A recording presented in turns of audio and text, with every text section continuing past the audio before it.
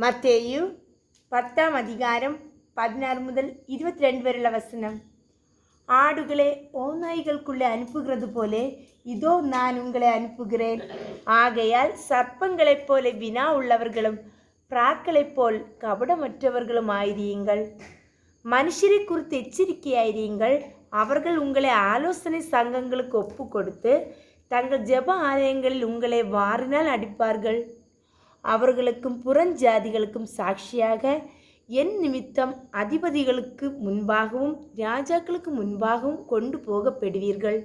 அவர்கள் உங்களை ஒப்பு கொடுக்கும்போது எப்படி பேசுவோம் என்றும் என்னத்தை பேசுவோம் என்றும் கவலைப்படாது இருங்கள். நீங்கள் பேச வேண்டுவது அந்த நேரத்தில் உங்களுக்கு அருளப்படும். பேசுகிறவர்கள் நீங்கள் அல்ல, உங்கள் பிதாவின் ஆவியானவரை உங்களிலிருந்து பேசுகிறவர். சகோதரன் தன் சகோதரனையும் தகப்பன் தன் பிள்ளையை மரணத்துக்கு ஒப்பு கொடுப்பார்கள். பெற்றோருக்கு விரோதமாய் பிள்ளைகள் எழும்பி அவர்களை கொலை செய்வார்கள்.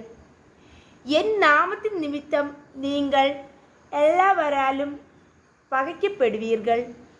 முடிவு பரியந்தம் நிலைத்திருப்பவனே ரட்சிக்கப்படுவான்.